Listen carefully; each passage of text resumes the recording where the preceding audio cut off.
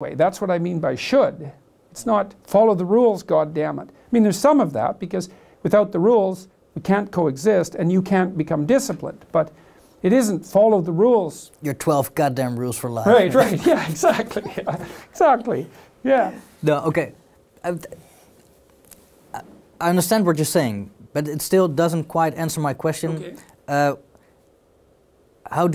What does it mean to align your soul with the structure of being? Because this sentence, yes, okay. It fascinated me, but I still cannot articulate in a concrete way what it means. It has to do with speaking the truth when facing chaos.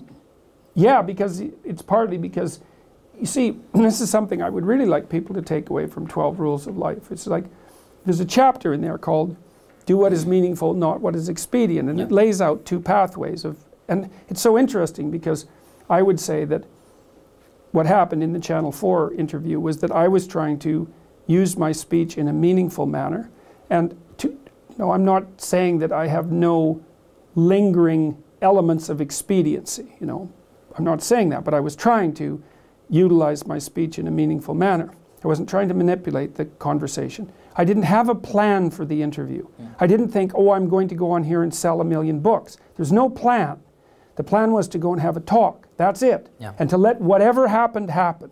Well, so the thing about telling the truth that's so adventurous is that you let go of what you want. And you replace it with a hypothesis. It's the hypothesis of faith. And the hypothesis is, it doesn't matter what I want, because I don't know even what I should want. Instead, I can say, I'm going to make a claim, and a philosophical claim, that if I tell the truth as carefully as I can, then whatever happens is the best that could have possibly happened in that situation, no matter how it looks.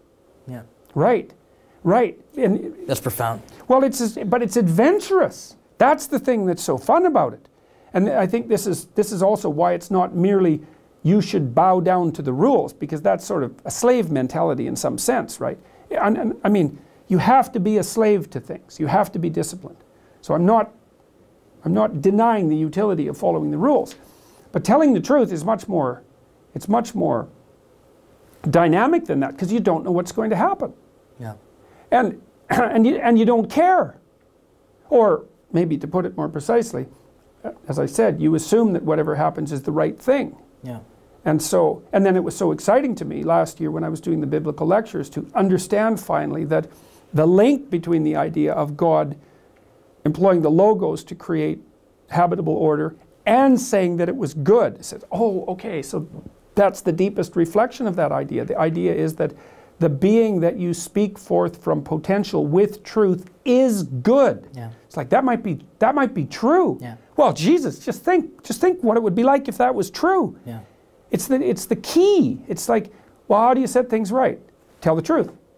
I've actually come to think during the past 2 years that if you honestly speak the truth, it makes you, not indestructible, but it does kind of make your soul indestructible. And I think the archetypes are referred to, Maximus, Hector, Leonidas, all men who spoke the truth. They were all defeated in the end, but their soul was not broken when they were defeated. Socrates is the best example of that, because we know, the thing about Socrates that's so cool is that, many things, is that, there's arguments about the historical reality of Christ, and there's arguments about the historical reality of the Buddha and Muhammad as well. There's no arguments about the historical reality of Socrates. He lived, and we have 2 transcripts of his trial from 2 different people. Yeah. And they basically, and I outlined this again in the same chapter about doing what is meaningful and not what is expedient.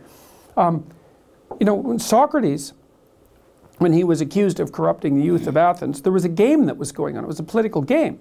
And Socrates was a gadfly, right? He bothered people because he kept asking them questions, He wanted to know the answers. He'd ask them questions, and then the people he was questioning would find out that they didn't know the answers, and that was very disturbing to them, And so they all got together. Athens was a small city by our standards, only 25,000 people. Everyone knew everyone, like seriously, right?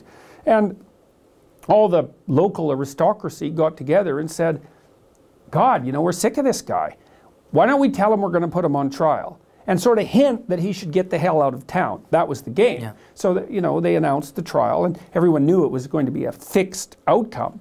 But the idea was, well, we'll announce it 6 months ahead of time, and he can have a colloquy with his friends and get out of town, and then we'll be rid of him, and that'll be the end of that. Well, and Socrates knew that this was the game, and so did his friends. And they all got together and said, well, you know, we got to get you out of town. And Socrates was thinking, yeah, that's probably a good idea, because, like, I don't want to be dead. And then he went off and had a little consultation with his conscience, his daemon, he called it. I think you actually pronounce it demon, but it means conscience for our purposes. And he went and had a conference with it, a little, you know, and he was thinking internally, consulting his conscience, and it said, don't run away. And he thought, well, really? What do you mean, don't run away? Like, these people want to kill me. They're going to kill me. What do you mean, don't run away? And his conscience said, don't run away. Don't run away. That's how it is. You're not to run away. And Socrates came back and told his friends, okay, I went and talked to my conscience, and he said, you know, the one thing that makes me different from all other men is that when my conscience tells me not to do something, I stop. Like, it doesn't tell me what to do. It tells me what not to do, and then I don't do it, no matter what. That's what made me who I am. And he said, you know, the Delphic Oracle had said for her part, he said that at his trial that he was the wisest man, and she was very highly regarded, right? Whatever she was doing with her hallucinogenic tricks, she was the mouthpiece of the gods, and said that Socrates was the wisest man in Greece. And we still remember him. He didn't run. He didn't run. And then he thought, okay, well, if my conscience is correct, let's assume that for a minute. Weird as that is, because how could it be correct? But it's always been correct before. He said, well, look, and he said this at his trial, I'm old. I'm old. I've been renowned for my clarity of thought. I'm going to die not so long from now. And so now I have this opportunity to put my affairs in order and to say goodbye to everyone and to live the remainder of my life with integrity and to say what I have to say. And then at his trial, he just flips the table and he goes after the people who are prosecuting him. And you see why they want him dead. It's devastating. It's devastating.